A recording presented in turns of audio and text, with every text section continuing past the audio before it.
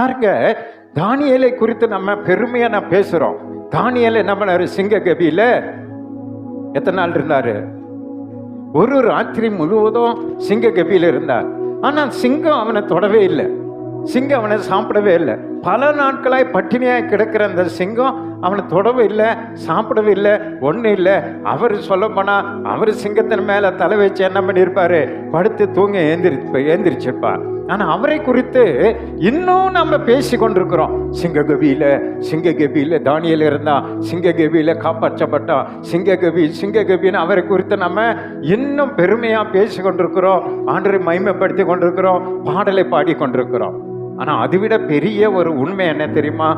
நீங்களும் நானும், ஆண்டவர் சொல்லாரு, நான் உங்களை ஆடுகளை ஓநாய்களுக்குள்ளாய் அனுப்புகிறது போல அனுப்புகிறேன் என்று சொல்லியிருக்கிறார். அவர் ஒரு நாள் தான் சிங்க கபியில இருந்தார். ஆனா நீங்களும் நானும் ரட்சிக்கப்பட்ட நாள்ல இருந்து ஓநாய் கூட இருக்கிறோம். அப்ப அவர் பெரியவரா நாம பெரியவங்களா? வேலையிலே சொல்லுங்க, நாம தான் பெரியவங்க.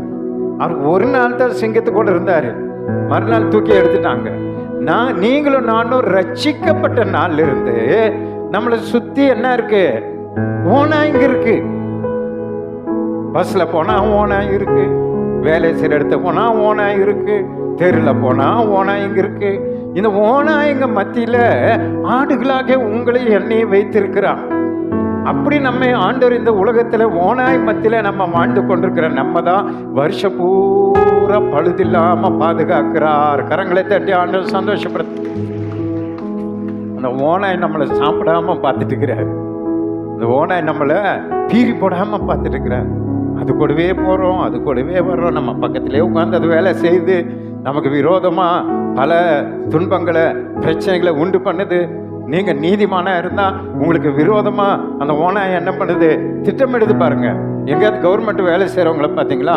அவரு லஞ்சமே வாங்கலன்னு வைங்க, அவரு தூக்கி அடிச்சிடும். இந்த ஓநாய் எங்கேயோ அடிச்சிடும். அதான் ஆண்டவர் சொல்ல, ஆடுகள் நீங்கெல்லாம், ஆனா உங்களை எது மத்தியில வச்சிருக்கிற? ஓநாய் மத்தியில வச்சிருக்கிற. அதனால அந்த ஓநாய் கட்டாயமா நமக்கு விரோதமா ஆயுதங்களை உண்டாக்கும். உங்களுக்கு விரோதமா, உங்க தொழிலுக்கு விரோதமா, குடும்பத்தை பாருங்க, உங்க தொழில் ஒவ்வொன்றும் வளர்ந்து வரும்போது ஒரு மந்திரம் வைக்கும், ஒரு சூனிய வைக்கும், ஏதோ ஒன்று பண்ணுதா இல்லையா? பொறாம வந்தா கடையை காலி பண்ணுன்னு வாங்க பாருங்க, வாடகை அதிகம் பண்ணுவாங்க. இதெல்லாம் இந்த ஓநாய்ங்க நமக்கு விரோதமா பண்ற கிரியைகள். ஆண்டவர் சொல்றார், அப்படிப்பட்ட ஓநாய்கள் மத்தியில நீங்க இருக்கிறதுனால இந்த 2026 அவ உருவாக்குற எந்த ஆயுதமும் வாய்க்காதே போகும். நம்புறவங்க மட்டும் ஒரு அலையிலேயே சொல்லுங்க பார்க்கலாம்.